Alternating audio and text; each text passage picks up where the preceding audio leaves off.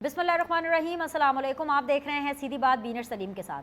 खान साहब हैं जी पाबंद सलासल, उनको मक्खियाँ, मच्छर, कीड़े मकोड़े बहुत ज़्यादा तंग कर रहे हैं। इस हद तक तंग कर रहे हैं कि उनकी चीखें निकल रही हैं और वो शिकायतें कर रहे हैं। शिकायत सिर्फ इस चीज़ की नहीं कर रहे, बल्कि शिकायत वो जेल में मिलने वाले खाने की भी कर रहे हैं। वो कह रहे हैं कि उनको कद्दू दिया जाता है, उनको रोटी दी जाती है, जिससे वो कुछ खास खुश नहीं है। एक तरफ ये मामला चल रहा है तो दूसरी तरफ उनकी लीगल टीम ने कोशिश की है कि किसी तरह खान साहब को जेल से तो बाहर निकालें, टेम्पररी तौर पर सही, लेकिन उस तरफ एक कदम उठाया गया है। इस्लामाबाद हाई कोर्ट के अंदर एक एप्लीकेशन डाली गई है कि भाई एक तो खान साहब को सहूलतें प्रोवाइड की जाएँ, यानी ए क्लास जो कि एक साबिका वज़ीर आज़म को मिलनी चाहिए।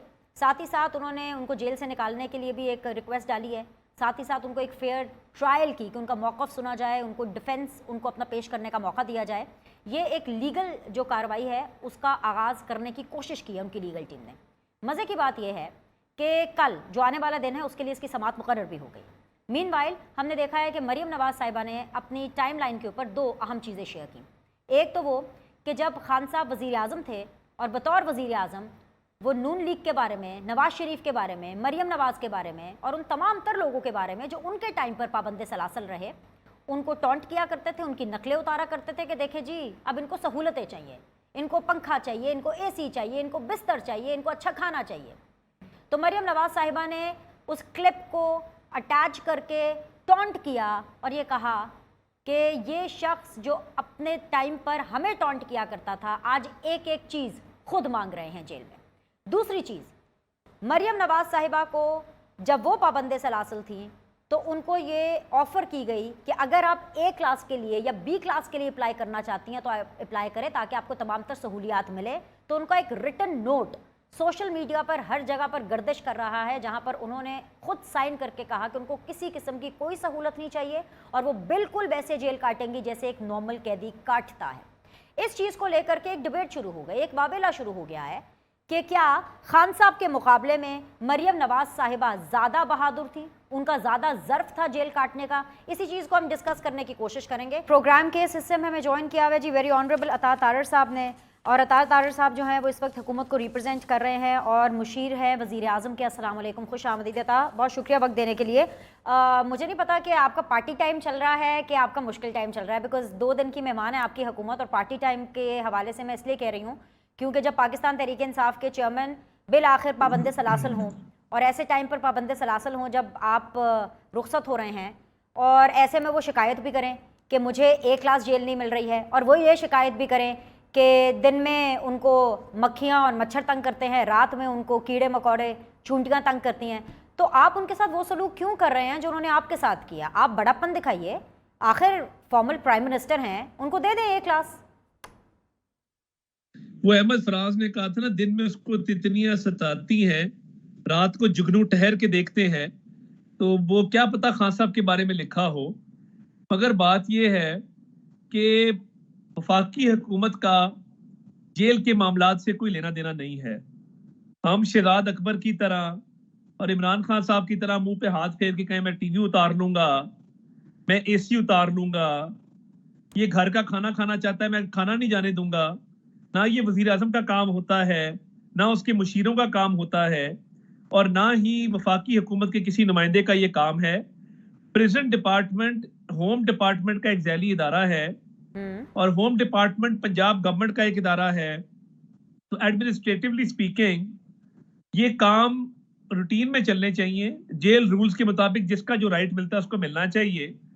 अब मक्खियां तो होती हैं, हर जगह होती हैं, मैं अब मक्खियों के बारे में क्या कह सकता हूं? और अल्लाह ताला से डरना चाहिए, अल्लाह ताला से पनाह मांगनी चाहिए और रहम मांगना चाहिए, बड़ा बोल नहीं बोलना चाहिए। मैं तो यही कह सकता हूं। बाकी कोई दरखास्त आएगी, जैसे उन्होंने कहा है उनके वकला ने कि कुछ फैसिलिटीज हमें रिक्वायर्ड हैं, वॉशरूम बेहतर करके दें, बाकी कुछ शाना इंतजाम करके दें। उन्होंने अदालत में एक दरखास्त दायर की है, तो अदालत जाने और इनका काम जाने। हम बतौर वफाकी हुकूमत नहीं समझते कि हमें जेल में चीजें बंद या खोलने के हवाले से कोई इंटरफेरेंस करनी चाहिए। अगर हमारे से रुजू करेंगे तो कानून के मुताबिक, जैसे आपने फरमाया, बिल्कुल मक्खियों का मच्छरों का भी कुछ नहीं हो सकता, लेकिन वो जो आप चीनी फेंक देते हैं, जिस बंदे की आपने ड्यूटी लगाई हुई है चीनी फेंकने की, उसको तो मना करें ना। चीनी वैसे ही आजकल बहुत ज्यादा महंगी है, आप क्यों उनको तकलीफ दे रहे हैं कि चीनी फेंके ताकि चूंटियां आए?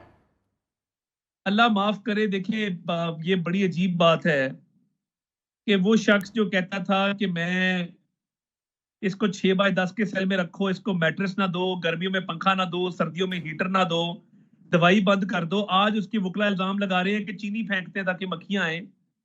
मक्खियां वैसे ही बहुत होती हैं, कभी इन्होंने सख्त हालात देखे नहीं या ऐसे हालात से गुजरे नहीं। अगर ये सच्चे उस तरह दिल में एक लगन रखते कि आम पाकिस्तानी की तरह एक दिन भी जिंदगी गुजार के देखी होती, तो पता लगता कि मक्खियां तो फिर तंग करती हैं, हमें भी करती हैं। तो ये मक्खियां और कीड़ों से डरने वाले लोग, अच्छा चलें, ये अता तो साहब वीर साहिबा, उनको आप ये टक्कर के लोग नहीं चिढ़ाना थे। तो बंद करें। टक्कर के लोग तो थे, लेकिन आप नहीं, उनको कसम से ऐसी चिढ़ाना तो कोई बंद बात करें। नहीं है। अच्छा मेरी बात तो सुन ले, मेरी बात हमारा सुन अता। हमारा कोई हमारा जी नहीं, अगर अगर आप मरियम नवाज की टाइमलाइन देखें जाके, और अगर आप पीएमएलएन के कुछ ऐसे लोग देखें जो कि ऑफकोर्स आप लोग को सपोर्ट करते हैं, ज़ाहिर बात है आप लोगों का भी एक मीडिया सेल है सोशल मीडिया के ऊपर, वो सब जो है वो कंपैरिजन कर रहे हैं कि मरियम नवाज साहिबा ने अपने हाथ से लिख करके दिया था कि जी उनको किसी किस्म की ए क्लास की फैसिलिटी नहीं चाहिए। वेरी गुड, हम उसको अप्रिशिएट करते हैं क्योंकि वो मरियम नवाज की चॉइस थी। मैं आज भी अप्रिशिएट करती हूँ, तब भी अप्रिशिएट किया, आगे भी करूंगी, लेकिन वो उनकी चॉइस थी, उनको भी ये मौका फराम किया गया था। If you want an A class you can take it. लेकिन अगर इमरान खान साहब जो चेयरमैन है पाकिस्तान तहरीक इंसाफ के, अगर उनको ए क्लास चाहिए तो उनको दे देना चाहिए। अगेन आपने कहा कि ठीक है आपके हाथ में नहीं है, एक प्रोसेस है, उसको चलना चाहिए, तो कम से कम आप उनको टॉन्ट करना, ताने मारना तो बंद करें। मरियम नवाज साहिबा ने ट्वीट करके ना सिर्फ उनका एक पैगाम सुनवाया कि ये शख्स जो हमारे बारे में बातें किया करता था आज वही एक एक चीज़ मांग रहा है, तो ऐसे करने से भी तो दिल जलता है ना। क्यों उनका दिल जला रहे हैं? नहीं, देखिए हम दिल नहीं जलाना चाहते, सिर्फ ये बताना मकसूद था कि गरूर और तकब्बुर का सर नीचा होता है और अल्लाह ताला से रहम मांगना चाहिए, डरना चाहिए कि मरियम नवाज साहबा हाथ से लिख के दे रही है कि मुझे कोई बेटर फैसिलिटी नहीं चाहिए, और यहाँ इनके वकला जो है वो मक्खियों और कीड़ों से डर के दरखास्तों पे दरखास्तें लिख रहे हैं और वॉशरूम कह रहे हैं कि उसमें शावर ठीक नहीं है। तो ये ससुराल तो नहीं गए हुए ना ये अपने कोई खुदा ना खास्ता को मकलावे पे गए हुए हैं कि जहाँ पे इनकी आओ भगत खातिर तवाज़ो की जाएगी। तो भैया आप घड़ियां चोरी करने के जुर्म में जेल गए हैं, तो क्या करें बताएं? वहां पे कोई हीरे जवाहरात लगा दें, वहां पे कोई फूल फेंके इन पे, कोई इनके पैर दबाए जाके, वहां पे पैर धो के पिए, क्या करें? एक रूटीन का प्रोसीजर है, ये नहीं अप्लाई करें, पैर जो भी ना होगा सो दबाएं, होगा। पैर ना दबाएं। मरियम नवाज ने हमें बताया था कि उनको एक फ्राई पैन मिला हुआ था जिससे वो कभी कपड़े इस्त्री भी कर लेती थी, कुछ पानी भी गर्म कर लेती थी। अब खान साहब को तो वो भी नहीं मिला, वो कह रहे हैं कि जी मुझे कद्दू की सब्जी और रोटी खानी पड़ती है। उनको एक फ्राई पैन ही दे दें, कम से कम अपना अंडा वंडा खुद तल लिया करें। वो तो नैब की कस्टडी थी जहाँ पे फ्राइंग पैन था, क्योंकि खवातीन कभी कैद हुई नहीं नैब में, तो उन्होंने अपनी मदद आपके तहत वो अरेंजमेंट किया मैडम मरियम ने। खान साहब तो ये वो नहीं थे जो टक्कर के लोग थे। बीर साहबा ये टक्कर के लोग है ना, यही है ना टक्कर के लोग, या नहीं? जी जी जी जी बिल्कुल यही हाँ, यही है ना इनकलाब लाने वाले मुस्लिम उम्मा के लीडर, मदीना की रियासत के दावेदार, जो आज चोरी चकारी के जुर्म में जेल चले गए हैं। तो जेल के हालात तो ऐसे ही होते हैं। हमें ये कहा करते थे कि जेल में क्या करें आपके साथ, किसी का मैट्रेस छीन लिया, किसी का पंखा छीन लिया, हीटर छीन लिया, और कहा कि इतने पाकिस्तानी है वो ऐसे ही रोज सोते हैं, आप भी सोएं। हम इनको ये नहीं कहते, हम कहते हैं प्रॉपर चैनल के थ्रू आए, दरखास्त डालें, आपकी दरखास्त पे गौर किया जाएगा। नहीं अता साहब, आपने टक्कर के लोगों को इतना मारा है, इतने टक्कर के आपने कारकुनान उठाए हैं, वो इनकलाब तो ला सकते थे, आपने उनको लाने का मौका ही नहीं दिया। आपने सारा उनका बोरिया बिस्तरा समेट लिया, इतना जुल्म आपने किया है। अगर आप ना उठाते तो ले आते इनकलाब वो। जी सर, वो क्लिप देखा है कि वो बंदा कहता है कि पुलिस अगर हमें डंडे मारेगी तो हम इनकलाब कैसे लाएंगे? देखा आपने वो क्लिप? तो ये वही बात है कि अगर पुलिस हमें डंडे मारेगी तो हम इनकलाब कैसे लाएंगे, यही सवाल है बार बार। और देखिए इनके साथ तो हुआ ही कुछ नहीं है, इन्होंने चोरी ना की होती तो केस बनता ही ना, किसी पे मंशियात नहीं डाली गई, किसी पे नाजायज केस नहीं बनाया गया, किसी को नाजायज गिरफ्तार नहीं किया गया। इन्होंने अच्छा ये हरकतें की थी जिनके एवज इनको ये भुगतना पड़ रहा है। बड़े मोहतरम सियासी कारकुन हैं आप, जैसे सियासी कारकुन सालों के बाद मिलते हैं, आपके साथ जाहिर सी बात है जाती एक अच्छा ताल्लुक भी है। हंसे ना, तारीख कभी भी पलट सकती है और पाकिस्तान की यही तारीख रही है। अगर आप लोग दोबारा तारीख के उस तरफ आ गए तो फिर मसला हो जाएगा, लेकिन हो सकता है कि एक तारीख अदलिया दोबारा बदल दे, क्योंकि आज अपील दायर कर दी गई है। खान साहब ने सजा मौतली की और अपनी रिहाई की, और इसकी कल समाअत भी मुकर्रर हो गई है। आप कानून को हमारे से बेहतर जानते हैं, और अगर कल कोई इनकलाब आ गया तो फिर आपको लेने के देने पड़ जाएंगे। नहीं देखिए, इतनी जल्दी मैं नहीं समझता कि एक बंदे को सजा हुई और अगले दिन ही उसको आप बेल दे दें। बेल बनती नहीं है, उस पर मिस डिक्लेरेशन साबित हुई है, चोरी साबित हुई है। तो मैं तो देखिए, तारीख का धारा है, ये कल हमारे भी वक्त आ सकता है। मैं बिल्कुल आई एम कॉग्निजेंट, और जब मैं बात करता हूं मुझे पता होता है कि कल को भुगतना भी पड़ेगा। ये वक्त हमेशा एक सा नहीं रहता। हम आज कल हम यहाँ पे थे, आज वो यहाँ पे हैं। हमने तो किया कुछ नहीं था, इन्होंने तो फिर भी घड़ियां, हीरे जवाहरात, मोती, हार, इयररिंग्स, ब्रेसलेट्स, अंगूठियां, पता नहीं क्या क्या किया है। तो हिसाब तो देना होगा। मगर मैं ये समझता हूं बतौर पाकिस्तानी के कि जुडिशियल सिस्टम से लोगों का एतबार उठ जाएगा अगर 3 दिन के बाद ही जो है वो बेल ग्रांट हो जाए और कानून पे ना चला जाए। फिर तो हर डाकू को, हर मर्डरर को, हर रेपिस्ट को छोड़ देना चाहिए। अगर इनको छोड़ना है और अदालती ऑर्डर जो है वो आना है, तो फिर अदालतों को चाहिए कि वो खान साहब को फिर एक इस्तिस्ना दे दें कि वो मर्डर करें, तब भी इनको ना पकड़ा जाए। चलिए, अब मैं अता साहब आपके हवाले से स्पेसिफिकली बात कर लेती हूँ। आपके हवाले से इन द सेंस के आपकी हुकूमत के हवाले से, आप हुकूमत के अंदर एक बड़ी की पोजीशन पर हैं, एक की रोल रखते हैं। सबसे पहले तो मेरा थोड़ा ये भाम क्लियर करें कि मैं सुन रही थी वज़ीर दाखिला को, वो ये फरमा रहे थे कि जो इंतखाबात हैं वो नई मरदमशुमारी के हिसाब से होंगे, जिसका मतलब है कि नई हल्का बंदियाँ होंगी, उसके लिए 3 से 4 महीने दरकार है, विच मीन्स 120 डेज रफली। और लुब्बे लुबाब उनका ये था कि भाई 2023 इंतखाबात का साल नहीं है। कट टू ख्वाजा आसिफ साहब, और मैं अपने वजीर दिफा साहब को सुन रही थी और वो ये फरमा रहे थे कि इंतखाबात पुरानी मरदमशुमारी के मुताबिक होंगे और इंतखाबात 2023 में ही होंगे। कौन सच्चा कौन झूठा, पहले ये बताएं, फिर मैं उस हिसाब से अगला सवाल आपसे फ्रेम करूंगी कि क्या करना है। मुझे पहले बताएं तो सही कि राना सनाउल्लाह साहब ठीक कह रहे हैं कि ख्वाजा आसिफ साहब ठीक कह रहे हैं। देखिए, मेरी राय ख्वाजा आसिफ साहब के साथ है। बतौर सियासी वर्कर मेरी ये ख्वाहिश है कि जल्द अज जल्द इलेक्शन हो, नवंबर में हो, और हमें इलेक्शन सूट करते जितना जल्दी हो जाए। तो बतौर सियासी वर्कर ये मेरी ख्वाहिश है, और मैं बतौर सियासी वर्कर के पार्टी अहदेदार की कोशिश भी करूंगा कि जो जिस हद तक मैं इसमें अपना किरदार अदा कर सकूं, आवाज उठा सकूं, मैं जरूर उठाऊंगा। नवंबर से आगे इलेक्शन मेरे हिसाब से नहीं जाने चाहिए। ऑल राइट, लेकिन इस पूरी सिचुएशन के अंदर क्या राना सनाउल्लाह साहब इज नॉट वेल ब्रीफ्ड या ख्वाजा आसिफ साहब is not well briefed? What is happening? या दोनों आपस में एक दूसरे से बात नहीं करती, या आपने एक दूसरे को सही पैगाम नहीं पहुंचाया? जी सर। नहीं देखिए ना, हल्का बंदी इलेक्शन कमीशन ने करनी है, उनको कितना वक्त दरकार होता है, वो कितनी जल्दी इस काम को सरंजाम देते हैं, ये उन पर है। मगर मैं ये समझता हूं कि एक राय दी जा सकती है ना, दोनों की राय मोहतरम है, दोनों की राय मुकद्दम है, मगर मेरी राय ख्वाजा साहब की राय से मिलती जुलती है। जी, तो अता साहब आपके इस ओपिनियन से मैं बिल्कुल अग्री करती हूँ कि इंतखाबात एक दिन भी आगे नहीं जाने चाहिए। आप भी नहीं मानते, जाहिर बात है, आप कह रहे हैं, विच मीन्स कि you are representing your party, Peoples Party भी नहीं मानती है। तो फिर वो कौन लोग हैं या वो कौन था जिसने रातों रात मुश्तरका मुफादात काउंसिल बुलवाया, उसके अंदर मरदमशुमारी का मसला हल करवाया, सब की आमीन कराई, और अब इंतखाबात जो है वो आगे जा रहे हैं? किसने कहा? ये कोई भी नहीं था। मैं ये समझता हूँ मुश्तरका मफादात काउंसिल का इजलास बड़ी देर से लॉन्ग पेंडिंग था, और हमने जाने से पहले वो करना था। मरदमशुमारी पर दस्तखत होने थे और इसी तरीके से होने थे। तो एक चीज जो आइन की रिक्वायरमेंट है, हमने तो आइनी तकाजा पूरा किया, और आइनी तकाजा पूरा करने के साथ साथ हमने अपनी आइनी जिम्मेदारी पूरी की। तो मैं ये समझता हूँ कि ये ऐसी कोई बात नहीं है। नया सेंसस कंसेंसस के साथ अप्रूव हुआ है। अब हल्का बंदियां इलेक्शन कमीशन अगर जल्दी कर ले तो बहुत अच्छा है, क्योंकि अगर जल्दी इलेक्शन किसी को सूट नहीं करते तो वो तरीके इंसाफ को नहीं करते। बाकी सियासी जमातें इलेक्शन के लिए तैयार हैं। तरीके इंसाफ के पास ना इलेक्टेबल्स हैं, ना ऑन ग्राउंड तंजीम मौजूद है, पार्टी तितर बितर हो चुकी है, हिस्सों में बढ़ चुकी है। तो इसलिए ये बड़ा मुश्किल काम होगा कि तरीके इंसाफ मुनज़्ज़म नहीं हो पाएगी। हमें इस अपॉर्चुनिटी से फायदा उठाना चाहिए। राइट।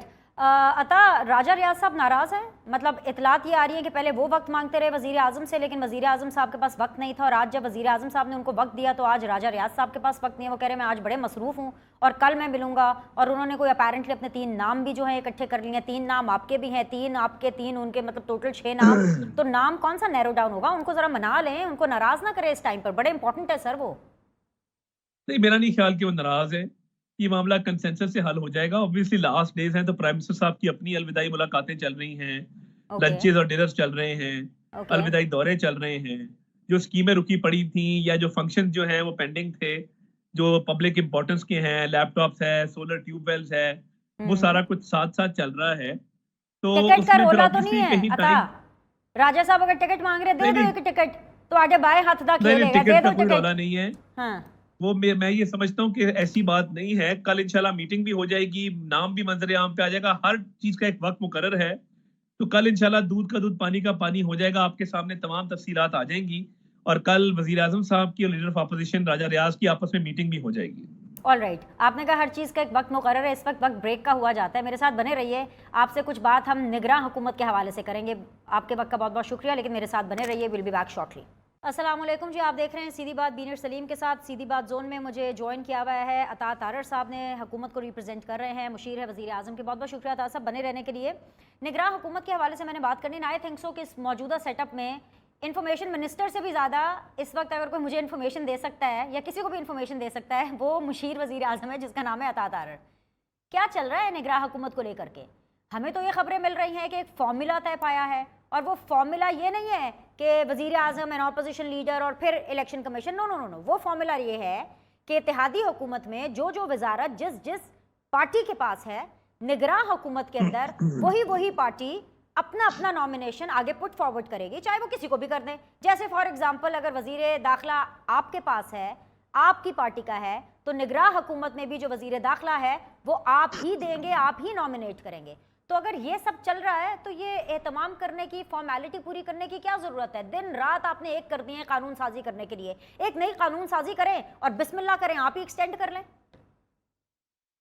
नहीं, देखिए ये तमाम क्या सराहियाँ हैं, अफ़वाहें हैं और हमें इनसे परहेज़ करना चाहिए। देखिए निगरान वज़ीर-ए-आज़म आएगा, अपनी काबीना सिलेक्ट करेगा, मशावरत करेगा, ये नहीं हो सकता कि ये चीज़ें पहले से तय हों, फिक्स्ड हों और हम आपस में बंदर-बांट कर लें, मैं इससे इत्तेफ़ाक नहीं करता। Being in the capital, sitting in the PM house, मुझे ऐसी कोई इत्तला नहीं है, ना ऐसी कोई मालूमात मेरे तक पहुँची हैं। तो मैं इसको क्या सारा ही समझता हूँ, अफ़वाह समझता हूँ और निगरान सेटअप की गैर जानिबदारी की राह में एक रुकावट समझता हूँ। तो मुझे मेरे ख्याल से तो ये बड़ी एक न्यूट्रल किस्म के फैसले होंगे, इकोनॉमी को देखते हुए, इकोनॉमिक रिवाइवल को देखते हुए, सस्टेनेबिलिटी को देखते हुए। तो मैं इससे इत्तेफाक नहीं करता। मेरा ख्याल है कि एक न्यूट्रल केयर टेकर गवर्नमेंट होगी और जब वज़ीर आज़म का नाम सामने आएगा तो काबीना भी फिर वो मशावरत से बनाएँगे। उसमें पार्टीज़ का शेयर या अता कोई इस तरह साहब, की खान बात साहब करना कहते हैं कि न्यूट्रल तो जानवर होता है और फिर न्यूट्रल बहुत ज़्यादा भारी पड़ता है। ना करें ऐसी बातें। निगरान जो वज़ीर आज़म आना है वो आपकी चॉइस, आपके आशीर्वाद से आना है और ये बातें सेट होंगी। आप ना करें, मुझे पता है आपको ये सारी बातें पता हैं। अगर आपने कोई हलफ शलफ लिया हुआ है और आपने नहीं बताना टीवी चैनल पे आके, वो अलग बात है, लेकिन ये आपको भी पता है कि कहीं ना कहीं ये बातें चल रही है। ये इतनी भी बातें हवा में नहीं है सर। नहीं, देखिए वज़ीर आज़म का चुनाव तो ऑब्वियसली निगरान वज़ीर आज़म का वज़ीर आज़म की मशावरत और ऑपोजिशन लीडर के साथ मशावरत से तय होता है। अगर काबीना के मेंबरान पे ना कोई बात हुई है, ना कोई सिलेक्शन हुई है, ना कोई फार्मूला तय पाया है, तो इसलिए ना मैं इसको मैं कंफर्म कैसे कर दूं? अच्छा, चले एक आखिरी चीज़ जो कि जेन्युइनली आवाम के लिए है, और उस आवाम में हम भी आते हैं ऑफ कोर्स और बाकी तमाम लोग भी आते हैं। 16 अगस्त से पेट्रोल की जो कीमत है उसमें 22 रुपए तक इजाफे का इम्कान है और बात जो है वो 300 तक पहुंचनी है। सर आपने जाना है इलेक्शन में, खान साहब को तो आप लोगों ने जेल के अंदर बंद कर दिया। उनका जो वोटर है, ठीक है, वो नहीं निकलेगा शायद, क्योंकि खान साहब नहीं होंगे तो वो नहीं निकलेगा वोट करने के लिए। लेकिन सर जो बाकी वोटर है ना, जिसने 300 रुपए का पेट्रोल अपनी गाड़ी बाइक में दिलवाना है, वो भी नहीं निकलेगा सर आपको वोट करने के लिए। तो शायद इसीलिए आप लोग एक्सटेंशन की तरफ जा रहे हैं कि इंतखाबात को एक्सटेंड कर दें। नहीं, देखिए जो आईएमएफ की शराइत हैं, वो एक शख्स ने कहा था कि मैं आईएमएफ के पास नहीं जाऊंगा, खुदकुशी कर लूंगा। तो वो तो उस शख्स का प्रोग्राम है जिसको हमने मुकम्मल किया।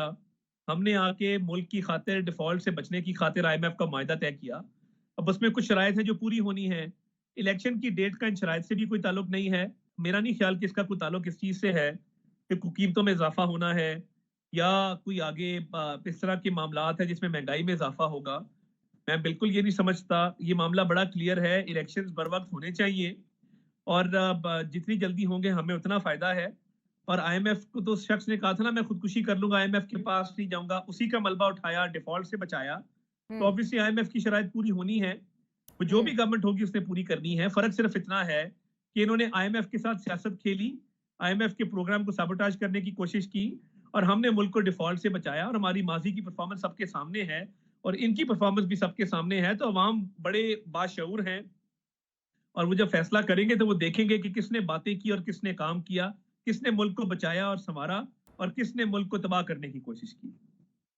नहीं, 300 लीटर पेट्रोल के साथ तो आवाम नहीं डिसाइड करेगी ना कि किसने मुल्क को बचाया किसने बचाया। 300 लीटर पेट्रोल के साथ आवाम ये ज़रूर ताना मारेगी कि जिनने अपने ताहयात कायद नहीं बचाया उन्हें आवाम को की बचाना है। नवाज शरीफ साहब इंतखाबात से पहले आएंगे कि बाद में आएंगे? देखिए, पहली बात तो ये कि मैं इस कीमत को कंफर्म नहीं कर सकता, मेरे पास ऐसी कोई इतलात नहीं है कि कीमत बढ़ने जा रही है। चले आपको मिल जाएगी। नंबर 1। नंबर 2, चले मैंने आपको ब्रेकिंग चले न्यूज़ दे दी, आपको मिल जाएगी। चले ठीक है।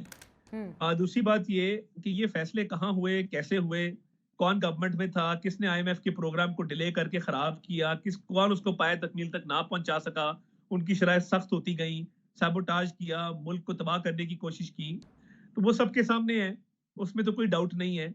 दूसरा भी है, नवाज शरीफ हमें इलेक्शन में लीड करेंगे, इसमें कोई अभाम नहीं है। मैं तो महीने डेढ़ के अंदर उनको पाकिस्तान में देखता हूँ और वो इंशाल्लाह आके इलेक्शन में पूरे वजन के साथ इलेक्शन में आएंगे, हमें लीड भी करेंगे और लोगों के ज़हनों में वो याद भी ताज़ा करेंगे कि कैसे उन्होंने मोटरवेज का जाल बिछाया, किस तरह पाकिस्तान तरक्की की राह पर गामजन था उनके दौर में और उनके आने से ही will be the deciding factor in the elections. No, he will be the deciding factor in the election. लेकिन एक चीज़ जो हालात हमें बता रहे हैं कि जब भी इंतखाबात होंगे prime minister candidate Nawaz Sharif साहब तो नहीं होंगे, क्योंकि आज मैंने देखा कि शहबाज शरीफ साहब जो हैं वो अपना आखिरी दिन अलविदाई मुलाकातें GHQ में कर रहे थे। उन्होंने तो अपने नंबर बहुत ज़्यादा बढ़ा लिए हैं। मियाँ साहब, बड़े मियाँ साहब का तो दूर दूर तक GHQ से कोई ताल्लुक नहीं है, मतलब वहाँ पर तो सब कुशल मंगल है। नहीं, देखिए, ये मैं इससे इत्तेफाक नहीं करता जो आप कह रही हैं, ये एक रेलेवेंट बात ही नहीं है।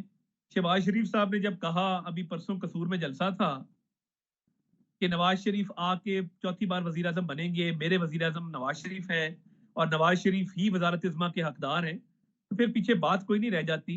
इसका किसी अलविदाई मुलाकात से किसी से कोई ताल्लुक नहीं है और ये भी तो हो सकता है ना अंदर अता एक सोच साहब मौजूद। कि उनका मतलब हो कि दिलों का वजीर आजम नवाज शरीफ और पाकिस्तान का वजीर आजम शहबाज शरीफ, ये भी तो हो सकता है। नहीं, कतई दोनों नहीं। खुश, जैसे ये आप खुश। ये तो जी फिर वही बात है ना, ये जी तो वही बात है कि शहबाज शरीफ साहब को क्या क्या कब कब ऑफर नहीं हुआ माजी में और उनकी जिंदगी का एक ही सरमाया है, वो भाई से वफादारी है और उस वफादारी के लिए वो सब कुछ जो है वो कुर्बान कर सकते हैं, मगर वो भाई के साथ ना दगा कर सकते हैं ना गद्दारी कर सकते हैं। पूरी जिंदगी भाई के साथ खड़े रहे, डटे रहे, भाई को वालिद की जगह रखते हैं, कायद मानते हैं, लीडर मानते हैं और दिल से मानते हैं। तो मैं ये नहीं समझता कि इसमें कोई हकीकत या सच्चाई है। All right. अता साहब, आप लोग समरी कब भेज रहे हैं? क्या मैं आज आपसे बहैसियत हुकूमत आखिरी शो कर रही हूँ? जी, मेरा ख्याल है आइडियली तो कल तक समरी चली जानी चाहिए। तो जी, आज कल हमारा लास्ट डे होगा और कल को मेरा ख्याल है कल दोपहर तक जो है वो असेंबलियां तहलील हो जाएंगी। ओके, और फिर असेंबली तहलील होने के बाद मेरे ख्याल से हमारे राब्ते भी आपसे उसी तरह बहाल हो जाएंगे जिस तरह पहले हुआ करते थे। ना नहीं, मीटिंग्स ये हुआ करेंगी, मिसकंसेप्शन है, ये बहुत ना सारे लोगों को मीटिंग्स हुआ मिसकंसेप्शन करेंगी, है। ना मैं तो ना जो मैं है तो वो। अपोजिशन में भी उतना ही जी मैं जी तो अपोजिशन में भी उतना ही मसरूफ था जितना इक़्तिदार में था। नहीं, अल्लाह ताला से ऑपोजिशन में तो डर आप के बड़े अल्लाह ताला मसरूफ थे। से बहुत रहम ऑपोजिशन मांग के के पूरे टाइम नंबर गुजारा है, है। ऑपोजिशन के अता साहब पूरे नंबर है, इस बात की तो मैं गवाही भी दे रही हूँ। पर है जो हुकूमत का मामला है ना, ए जरा डाइसी है, but I wish you all the very best. I wish you all the very best. Thank you very thank much you for ji, your बहुत टाइम। शुक्रिया, तो अता तारर साहब, बहुत मुशीर शुक्रिया। वजीर आजम, आज अपना आखिरी शो बतौर हुकूमत यहाँ सीधी बात में कर रहे हैं मेरे साथ। अभी के लिए इतना ही, एक छोटा सा ब्रेक लेंगे, ब्रेक के बाद वापस आएंगे, फाइनल राउंड ऑफ डिस्कशन होगा। Will be back soon. बिस्मिल्लाहिर्रहमानिर्रहीम। ब्रेक के बाद आप लोग को फिर से खुशामदीद कहते हैं और प्रोग्राम के इस हिस्से में हमें ज्वाइन किया है वेरी ऑनरेबल सहर कामरान साहिबा ने, पाकिस्तान पीपल्स पार्टी को रिप्रेजेंट कर रही हैं। अस्सलाम वालेकुम, खुशामदीद। सहर, आपने ऑफ कोर्स अब अपने वज़ीर दाखिला को और वज़ीर दिफा दोनों इंपॉर्टेंट मिनिस्ट्रीज़ को सुना होगा कि उनका क्या टेक है इंतखाबात को लेकर के। अगर उनको मिस कर दिया मैं आपको बता भी देती हूँ, और साथ ही साथ प्रोग्राम के पहले हिस्से में हमें अता तारर साहब ने ज्वाइन किया था, उनके हवाले से भी मैं आपको बता देती हूँ। सबसे पहले तो राना सनाउल्लाह साहब ये फरमा रहे हैं कि नई मरदमशुमारी के तहत इंतखाबात होंगे और वो इंतखाबात 2023 में नहीं होंगे। दूसरी तरफ ख्वाजा आसिफ साहब ये फरमा रहे हैं कि इंतखाबात पुरानी मरदमशुमारी के हिसाब से होंगे और इंतखाबात 2023 में ही होंगे। मुझे ऐसा लगता है कि जो इत्तेहादी हैं, यानी आप लोग भी और नून लीग भी, आप लोगों ने डिसाइड कर लिया है कि आपने इंतखाबात अभी कोई वक्त पर कराने नहीं हैं और आप सिर्फ आवाम को और मीडिया को ट्रक की बत्ती के पीछे लगा रहे हैं मुतजाद बयानात देकर के। और अगर ऐसी बात नहीं है तो सहर कामरान साहिबा, इंतखाबात कब हो रहे हैं? शुक्रिया बेनिश। बेनिश, अगर आप पीपल्स पार्टी का कोई भी स्टेटमेंट ले लें, एक ही स्टेटमेंट है कि इंतखाबात जो है वक्त पर होने चाहिए। कोई इसमें इबाहम नहीं है और ना ही जो है पीपल्स पार्टी के नज़दीक इंतखाबात को इल्तवा का शिकार किया जा सकता है। अब रह गए कि जी नई मरदमशुमारी, वो भी एक वक्त की ज़रूरत थी और चूंकि नोटिफाई हो गई है, अब देखना है आगे अगर नई मरदमशुमारी के तहत नई हल्का बंदियां कितना टाइम देती हैं। आई थिंक 2 दिन की बात है। इलेक्शन कमीशन जो है वो जैसे ही अपनी कोई अनाउंसमेंट करता है तो हमारे सामने आ जाएगा। और मैं सोचती हूँ पाकिस्तान के लिए बेहतर है, जमहूरियत के लिए बेहतर है। और पीपल्स पार्टी ने तो लाजवाब कुर्बानियां दी हैं, बहुत स्ट्रगल की है जमहूरियत के लिए, पार्लियामान के लिए, जमहूरियत के इस्तेकाम के लिए। तो ये पाकिस्तान का इस्तेकाम और जमहूरियत दोनों साथ इंटरलिंक्ड है। तो मैं समझती हूँ कि जितना जल्द से जल्द इंतखाबात हो, वक्त पर हो, वही जो है पाकिस्तान के लिए और जमहूरियत के लिए बेहतर है। अच्छा सहर, टेलीविजन शोज़ पे भी और जब पर्सनली भी हम लोग आपस में बात करते हैं तो आप लोग यही कहते हैं कि इंतखाबात अपने वक्त पर हों।